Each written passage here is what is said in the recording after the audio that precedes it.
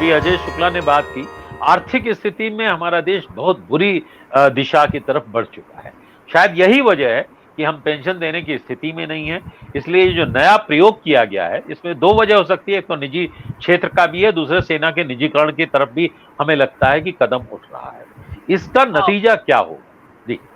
ये सही है कि ये जो बता रहे थे वो एकदम सही है। देखिए, ये जो सरकार जो भी ज़िम्मेदारियाँ हैं, जो जिसको आप कहते हैं सोशल रिस्पॉन्सिबिलिटी, उससे पहले ही उदारीकरण में ये तय किया था।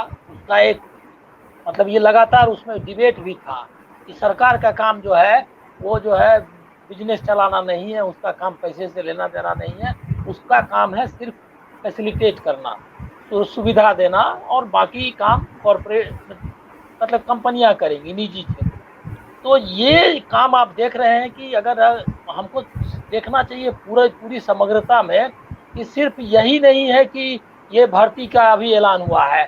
ऑर्डिनेंस फैक्ट्रीज, प्राइवेट सेक्टर जो का जिस तरह से डिफेंस में ये मतलब उनको शामिल करना, ये सारा कुछ जो है चल रहा है, वो उसके ही संदर्भ में इसको भी देखना चाहिए जिसका कि जो मूल तत्व है और जो कि बच्चे समझ गए हैं।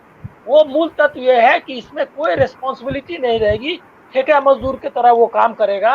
और पेंशन जो है, जो कि सबसे मतलब जो अभी एक बचा हुआ सेक्टर है, सरकारी सेक्टर, उसमें से आर्मी ही एक ऐसा सेक्टर है जिसमें कि पेंशन है। और बाकी कोई सेक्टर में पेंशन अब बचा नहीं, क्योंकि 2004 के बाद जो काम करने वाले हैं उनको सबको पेंशन खत्म कर दिया गया है। बैंक में भी पहले माना जाता था कि रहेगा, वो उन्होंने खत्म कर दिया। एक तो ये मूल तत्व है इसका कि जो निजीकरण वाला जो सेटअप है, वही सेटअप लागू करना है। ठेका मजदूर की तरह ठेका सैनिक तो 4 साल काम करेंगे। और सबसे बड़ी बड़ी बात, आपने जो आपका जो था कि मौन क्यों है, वो उस पर बात ध्यान देने की है कि विमर्श नहीं हो रहा है। आप चैनल के जरिए और बाकी जरिए धमका रहे हैं कि ये लड़के अगर इनको अगर पुलिस मुकदमा में फंस जाएंगे और ये इनके पर चार्ज लग जाएगा, तो इनको अब आगे नौकरी नहीं मिलेगी। क्या ये जो है तो देशभक्त हो सकते हैं जो कि देश की संपत्ति जलाए? सही है कि हिंसा के खिलाफ होना चाहिए, लेकिन ये जो आक्रोश है उसको समझने के लिए हमको लगता है कुछ नहीं है। अभी मैं सुन रहा था कि आप साफ बिहार की उप मुख्यमंत्री बता रही थी कि ये जो है उनको कौशल मतलब विकास के लिए है, मतलब स्किल डेवलपमेंट का ही एक प्रोग्राम है, जो कि बच्चे आएंगे 4 साल के बाद, तो उनको जो है सर्टिफिकेट रहेगा, ट्रेनिंग रहेगी, फिर नौकरी मिलेगी। अरे अभी तो आप नौकरी दे नहीं रहे हैं, प्राइवेट सेक्टर में भी और कहीं भी नौकरी नहीं है, और उसको आप 4 साल के बाद कर रहे हैं। तो एक तो ये है। दूसरा, मैं एक जो बात जो लोग दबे स्वर में कह रहे हैं या कई जगह कह भी रहे हैं, ये जो हिंदुत्ववादी शक्तियां हैं, उनकी एक फैंटेसी रही है कि ज्यादा से ज्यादा लोगों को मिलिट्री ट्रेनिंग दिया जाए। और इसमें ये नहीं है कि कोई देशभक्त वाला मामला है। जब अंग्रेज सरकार थी उस समय भी डॉक्टर मुंजे जो है, वो उन्होंने मिलिट्री स्कूल खोला था। और वो मिलिट्री स्कूल को जो है उससे जो ब्रिटिश आर्मी जो लड़ रही थी हिंदुस्तान की जनता से उस समय, और विश्व मतलब 42 का आंदोलन के ठीक पहले और उसके उसी दौरान में उस उनके साथ उन्होंने टाई अप करके वो मिलिट्री स्कूल चलाया था। तो एक उद्देश्य मेरा ये भी लगता है, मतलब फैंटेसी।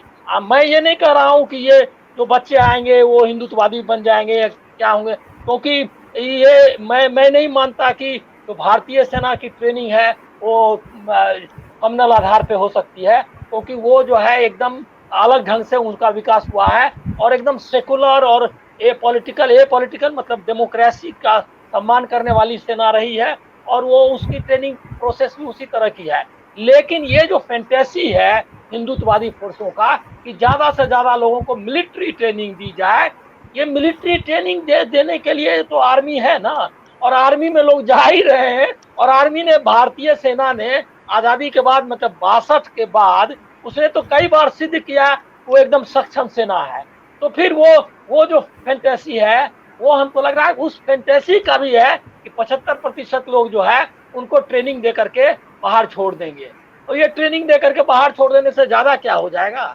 अरे अगर देशभक्ति की ट्रेनिंग देनी है तो बिना हथियार के ट्रेनिंग महात्मा गांधी के देश में तो यही ट्रेनिंग होनी चाहिए ना कि जो आदमी हथियार नहीं उठाता है वो भी उतना ही बड़ा देशभक्त है, जितना बड़ा देशभक्त तो सेना में जाकर के देश की सेवा करता है। और इसमें इसलिए शास्त्री लाल बहादुर शास्त्री ने जो जय जवान जय किसान वाला जो एक ये देशभक्ति का फार्मूला बताया, उससे है कि जो किसान कर रहा है पैदा, वो भी उतना ही बड़ा देशभक्त है जितना बड़ा देशभक्त जवान है।